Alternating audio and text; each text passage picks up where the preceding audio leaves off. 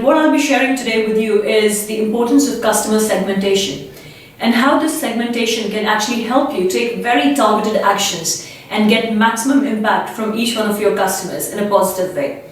Now, I'm sure you would agree with this, that most of the businesses, they are built not just by acquiring new customers, but also by retaining and nurturing their existing customers. Otherwise, it's a continuous treadmill kind of an exercise, very tiring. And trust me, quite a few of businesses end up doing that. Now, in my working with one-to-one clients, what I've realized is that not very many businesses actually look at their customer spend analysis frequently enough or in the right way. And therefore they miss out the trick, and generally if there is a stress, they will talk about one blanket strategy for all the customers. Now what I want to share with you is a very recent exercise that I did with one of my clients, because that's what we do on a quarterly basis. We actually look at the customer base and we analyze the spend and see what strategies are required for each segment.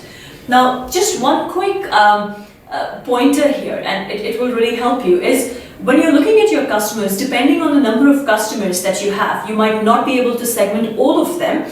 Again, to get quick results in short time, which is the whole idea of leverage, you might want to apply this technique of 80-20. Yeah? So this is Pareto's technique, and what that really means is look at the customers who are contributing 80% to your turnover, and the concept is that roughly 20% of your customers will be contributing 80% to your turnover. So what you really need to analyze is basically that 20% of customer base. That's what you need to analyze and focus on, because that's what is giving you the biggest impact.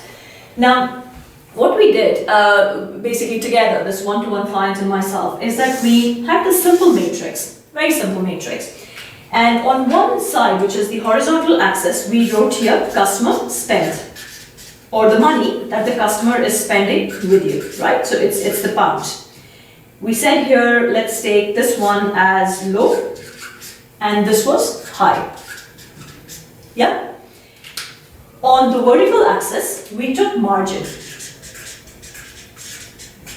The percentage that you're making with that client, the profitability of that particular client or customer. So this is you can take percentage, and here we took again high, and this was low. So the first thing was we looked at our 20% of the customers which impact more or less 80% of the turnover, so our top kind of set of customers, and we plotted those customers here, right? So if a customer has spent high value with the business and that business has good margin, obviously that customer sits here. So you write the name of the customer, right? So you say X, Y, Z. That's one customer sitting here. Now, there could be another customer who has actually spent less and actually also given very low margin. So that could be your T customer. Yeah? There could be a customer who has actually spent less, but whatever money they have spent with you and your business, they've actually given you good margin. So let's say that is B. Yeah? And the customer who has actually spent high with you and with your business, but every transaction that they have with you actually doesn't give you much margin. So let's call it C. Okay? And let's change this. If you don't mind, I'll make this A. Right? This is A class. Now, the customers who are sitting here, and you will hopefully have multiple customers sitting here, the customers who are sitting here are your star customers. They are the customers you want to have more and more of. You would want your B's and C's and your T's to all move towards star. They're giving you good spend and they're giving you high margin as well. So high spend, high margin. Now, once you do that here, think about it practically. Do they need deals? Do they need kind of, some loyalty kind of strategies? Yeah, maybe, maybe not. They surely need some solid relationship management strategies here, because they're your top-notch clients. Yeah, they're giving good spend and good margin. When you think about C category clients here, clients sitting here, which are actually spending high with you, but the margin that you're making with them is low. Now, they're already doing good business with you, but we are not making high margin. What we decided, me and my client, we said actually we need to look here for, let us grab this color, we need to have more of operational efficiency strategies, right? And the idea of operational efficiency strategies is to basically get more margin on the business that we were already getting. So the idea is to increase the margins so that eventually these set of clients can move here. When I'm looking at this set sitting here, which is my low spend and high margin, now I want to get more business from them, because every time they give me business, my business or my client's business makes good money, right? So when you're looking at this category, now try to keep it simple, but when you want to increase the spend of people, one concept you need to remember, that attrition is not just when your customer stops spending money with you altogether.